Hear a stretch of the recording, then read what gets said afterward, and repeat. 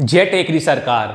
Hello dear student, आप सभी का स्वागत है हमारे प्यारे से चैनल चैंपियन एकेडमी मैथ्स में। डियर स्टूडेंट, आज की वीडियो में हम पढ़ेंगे डे 90 का पार्ट सेकंड का प्रश्नावली 6.2 का प्रश्न हम सीखेंगे 7वें नंबर का और 8वें नंबर का। ये दोनों क्वेश्चन बोर्ड एग्जाम के लिए काफी इंपॉर्टेंट है। और डियर स्टूडेंट, अगर आप सभी ने मेरी वीडियो डे 1 से लेके डे 89 तक मेरी वीडियो नहीं देखी हो तो मैं आप सभी के लिए डिस्क्रिप्शन में प्लेलिस्ट की लिंक दे दूंगा। अगर आप प्लेलिस्ट की लिंक पर क्लिक करते हो तो वहां से डे 1 से लेके डे 89 तक मेरी वीडियो ओपन हो जाएंगी। वहां से कंटिन्यू मेरी वीडियो को आप देख सकते हो। आज का टॉपिक करते हैं अपन स्टार्ट। ध्यान से पूरी वीडियो को आप बने रहें। देखिए, सबसे पहली बात प्रश्न 7 में पढ़ेंगे। प्रमेय 6.1 का प्रयोग करते हुए सिद्ध कीजिए कि ये लाइन पेपर लिखी हुई आपके पास नहीं आएगी। और लास्ट में आपके पास याद कीजिए कि आप इसे कक्षा 9वीं में सिद्ध कर चुके हैं। लाइन भी आपके पास लिखी हुई नहीं आएगी। ठीक है, अब आपको केवल जितना प्रश्न दिखाई दे रहा है वही लाइन पेपर में लिखी हुई आएगी। ये क्या है? प्रमेय है। अब ध्यान से समझना प्रश्न में आपसे क्या बोला है। आपसे बोला है एक त्रिभुज। एक क्या बोला है? त्रिभुज। तो आपने एक कौन बनाया? त्रिभुज बनाया। कौन बनाया आपने? एक त्रिभुज। उस त्रिभुज का क्या नाम दिया आपने? ए, वी और सी। त्रिभुज का मन से नाम आप दे सकते हो। आपसे नाम बोला है कि नहीं?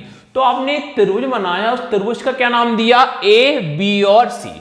आपसे बोला है एक भुजा माध्य बिंदु से होकर, माध्य बिंदु का होता है बीच में, एक भुजा है। केवल कौन सी भुजा है? एक भुजा है। इस तरफ की भुजा है। कौन सी तरफ की भुजा है? एक भुजा माध्य बिंदु से होकर दूसरी भुजा के समांतर खींची गई रेखा। एक भुजा माध्य बिंदु से होकर दूसरी भुजा के समांतर हो, दूसरी भुजा के का समांतर हो। अपन ने माध्य बिंदु बनाया। क्या बिंदु बनाया? माध्य बिंदु। उसका क्या नाम दिया? डी नाम दिया और ई नाम दिया। ये भुजा कौन सी वाली है? पहली वाली भुजा है। ये भुजा कौन सी वाली है? पहली वाली है। ये भुजा कौन सी है? दूसरी तरफ वाली है। इस तरफ की भुजा पहली वाली है, उस तरफ की भुजा दूसरी वाली है। के समांतर खींची गई रेखा तीसरी भुजा को समद्विभुज विभाजित करती है। जो तीसरी भुजा है, तीसरी भुजा को समद्विभुज विभाजित करती है। ये तीसरी भुजा है ना, समद्विभुज विभाजित करती है, रेखा काटती है। समद्विभुज विभाजन मतलब क्या होता है? काटती है। तो तीसरी भुजा आपस में समद्विभुज विभाजित करती है। जी अपन ने क्या बनाया? चित्र बनाया। तो बोला है एक भुजा दूसरी भुजा के तीसरी भुजा के समद्विभुज विभाजित करती है। ये आपको सिद्ध करना है। अब वो सिद्ध कैसे करेंगे, ध्यान से वीडियो पर आप देखना। तो पहले आप कौन लिखते हो? दिया है। तो पहले आप कौन लिखते हो? दिया है। तो दिया है में आप क्या करोगे? ध्यान से देखना। दिया है में आप क्या करोगे? दो बिंदु डैश। त्रिभुज एबीसी में, त्रिभुज एबीसी में जो एक भुजा है सभी भुजा पर समांतर है। इस तरफ की भुजा भी समांतर है, उस तरफ की भुजा समांतर है, मतलब क्या होती है? बराबर। तो एबीसी में पहली भुजा एडी किसके बराबर होगा? डीबी के। तो डी कहां है? बीच में है। तो एडी किसके बराबर होगा? डीबी के। तो भुजा समान है, डी कहां? बीच में। तो एडी किसके बराबर होगा? डीबी के। तो त्रिभुज एबीसी में एडी बराबर डीबी। तो एडी किसके बराबर है? डीबी के। ईडी किसके बराबर है? डीबी के। अब आप क्या करोगे? सिद्ध करना। क्या लिख दोगे? सिद्ध करना। अब आपको क्या सिद्ध करना, ध्यान से वो आप देखना। तो आपको यह सिद्ध करना है कि, क्या सिद्ध करना है आपको? यह सिद्ध करना है कि आपको दिख रहा होगा कि एसी का माध्य बिंदु कौन है? ई। एसी का माध्य बिंदु कौन है? ई। तो आपको यही सिद्ध करना है एसी का माध्य बिंदु कौन है? ई। तो लिख दोगे सिद्ध करना में एसी का माध्य बिंदु कौन है? ई है। एसी का माध्य बिंदु कौन है? ई है। एसी का माध्य बिंदु कौन है? ई है। तो एसी का माध्य बिंदु ये आपको लाना है। उपपत्ति, उपपत्ति अपन करते हैं मन से। अब उपपत्ति में कैसे सिद्ध करेंगे, ध्यान से आप देखना। उपपत्ति में आपको पता है, आप लिख सकते हो त्रिभुज ए बी सी और डी ई। डी किसके समांतर है? बीसी के। डी ई किसके समांतर है? बीसी के। त्रिभुज ए बी सी में और डीई किसके समांतर है? बीसी के। डीई किसके समांतर है? बीसी के। अब आपको एक आधारभूत समानुपाती का प्रमेय का सूत्र याद होना चाहिए। तो सूत्र कैसे बनेगा, ध्यान से देखना। एडी के बटे में कौन आएगा, डीबी। ए के बटे में कौन आएगा, ईसी। कैसे देखो, एडी के बटे में कौन आएगा, डीबी। ए के बटे में कौन आएगा, ईसी। ये सूत्र आपको याद ही करना पड़ेगा। एडी के बटे में डीबी, ए के बटे में ईसी, ये सूत्र आपको याद ही करना पड़ेगा। तब क्या लिख दोगे, आधारभूत समानुपातिकता प्रमेय। क्या लिख दोगे आप, आधारभूत समानुपातिकता प्रमेय से। ये सूत्र आपको याद ही करना पड़ेगा, आधारभूत समानुपातिकता प्रमेय से। अब ध्यान से आपको एक चीज दिख रही होगी कि हमें एडी किसके बराबर है, डीवी है। तो एडी का मान कौन दिखाई दे रहा है, डीवी। तो हम एडी की ये कौन लिख सकते हैं, डीवी। हम एडी की ये कौन लिख सकते हैं, डीवी। तो हम यहां क्या कर देंगे, एडी का मान कौन रख देंगे, डीवी। क्यों, क्योंकि एडी किसके बराबर है, डीवी के। तो हम एडी का मान कौन लिख देंगे, डीवी। अगली लाइन में एडी का मान कौन लिख दोगे, डीवी, और बटे में भी कौन है, डीवी। तो हम एडी का मान कौन लिख देंगे, डीबी, बटे में भी कौन है हमारे पास, डीबी है। और बराबर कौन चल रहा था, ए बटे ईसी। ए ई बटे में कौन लिख दोगे, ईसी। तो साइड में दर्शा देंगे कि हमने एडी किया, कौन लिखा, डीबी लिखा। आपको दिख रहा होगा दोनों आपस में क्या हो गए, कट गए। जब भाग में ऊपर नीचे काटते हैं कितना आता है, 1, जीरो नहीं आता। ऊपर नीचे काटता कितना आता है, 1, बराबर। ए बटे कौन है, ईसी है। ए बटे कौन है, ईसी है। तो आप देख सकते हो कि ये 1 का इंटू किसी ईसी में करोगे तो 1 का इंटू आप ईसी में करो। क्यों, ये भाग में है तो ऊपर नीचे इंटू होता है, तो 1 का इंटू आप ईसी में करोगे। 1 इंटू ईसी कौन होता है, ईसी, बराबर का बराबर। ए का आपके पास कौन है, ए। तो आपको दिख रहा होगा ईसी का माध्य बिंदु, एसी का माध्य बिंदु कौन है, ई है। देखो ये कौन है, एसी है। तो एसी का माध्य बिंदु कौन है, ई है। तो एसी का माध्य बिंदु यहां भी आ रहा है और यहां भी ई आ रहा है।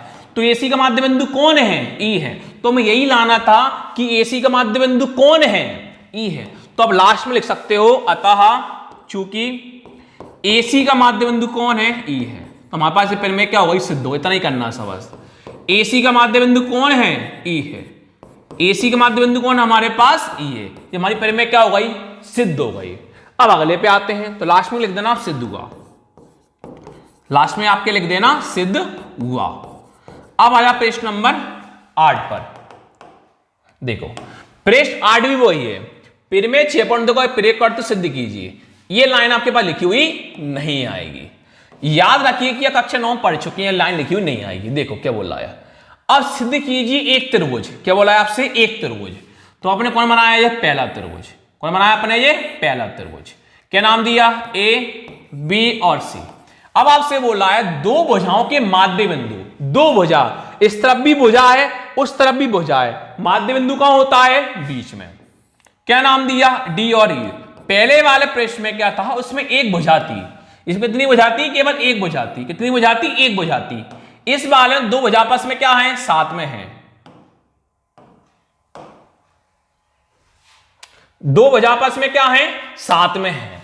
अब बोला है एक भुजा एबीसी नाम दिया, दो भुजा, तो ए वाली भुजा और ए वाली भुजा, माध्य बिंदु कौन दिया, डी और ई। तीसरी वाली तीसरी भुजा के समांतर होती है। जो तीसरी वाली भुजा है इसके आपस में क्या होती है, समांतर होती है। पिछले में क्या था, एक भुजा दे रखे दूसरी भुजा सिद्ध करना था। अब दोनों भुजा साथ में दे रखी, दोनों को आपको सिद्ध करना है। कैसे करना, ध्यान से आप देख सकते हो। लिखोगे पहले दिया है, क्या लिख दोगे आप, पहले दिया है। तो दिया है में आप क्या लिखोगे, त्रिभुज एबीसी में, त्रिभुज ए बी सी में, और कॉमा लगा दो या और लगा दो, त्रिभुज एबीसी में एडी किसके बराबर है, डीबी के। एडी किसके बराबर होगी, डीबी के। तथा अब उस प्रकार एई किसके बराबर होगी, ईसी के। एई किसके बराबर होगी, ईसी के। एई किसके बराबर होगी, ईसी के। अब आएंगे उपपत्ति। तो उपपत्ति में क्या सिद्ध करना, तो आपको क्या सिद्ध करना है, ध्यान से आप देखना। आपको क्या सिद्ध करना है, ध्यान से आप देखना। आपको यह सिद्ध करना है कि डीई किसके समांतर है, बीसी के। तीसरी भुजा के समांतर हो तो डीई किसके समांतर है, बीसी के। डीई किसके समांतर है, बीसी के। यह आपको सिद्ध करना है, डीई किसके समांतर है, बीसी के। अब उपपत्ति में थोड़ा ध्यान से देखना आप। अब उपपत्ति में करेंगे कि ध्यान से देखना आप। उपपत्ति तो उपपत्ति में आपको दिख रहा होगा कि हम पहले क्या कर सकते हैं, पहले हम लेंगे ए वाला, एडी किसके बराबर था, डीबी के, एडी किसके बराबर था, डीबी के। अब एडी का आपके पास कौन है, एडी। अब ये डीबी इस साइड है तो डीबी ये वाला है तो कहां पहुंच जाता है, बटे में, तो डीबी बराबर है, एडी किसके बराबर है, डीबी के है, तो हम लिख सकते हैं एडी के बटे में कौन आ जाएगा, डीबी। तो सूत्र बन रहा है ना, एडी के बटे में कौन आ जाएगा, डीबी, तो एडी के बटे में कौन आ जाएगा, डीबी बराबर। यहां कुछ बचा है क्या, नहीं बचा, तो आप समझने के लिए कितना मान लोगे, एक। ये समीकरण कौन सी हो गई, पहली हो गई। ये समीकरण कौन सी हो गई आपके पास, पहली हो गई।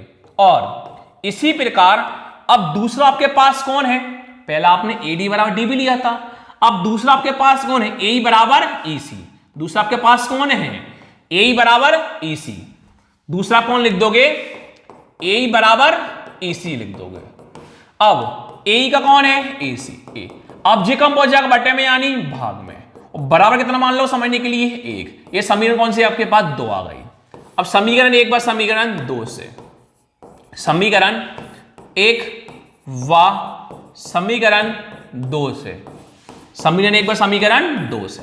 अब ध्यान से एक ना, समीकरण एक देखो, एडी बटे डीबी बराबर एक, ए बटे ईसी बराबर एक, तो एक वहां भी और एक यहां भी है, तो एक और एक दोनों आपस में क्या हो जाए, बराबर है, ये दोनों आपस में क्या हो जाए, कट जाएंगे।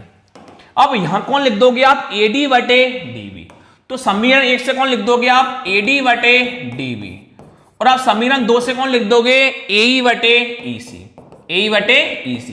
देखो अपने पास सिद्ध हुई कि नहीं हुई, एडी बटे डीबी, ए बटे ईसी। देखो एडी बटे डीबी, ए बटे ईसी, तो डीई किसका समांतर आ गया, बीसी की, यही हमें सिद्ध करना था। तो अब लिख दोगे डीई किसके समांतर है, बीसी के, तो लास्ट में आपके लिख दोगे सिद्ध हुआ, लास्ट में आपके लिख दोगे सिद्ध हुआ। वीडियो अच्छी है लाइक करना, शेयर करना, सब्सक्राइब करना। Thank you.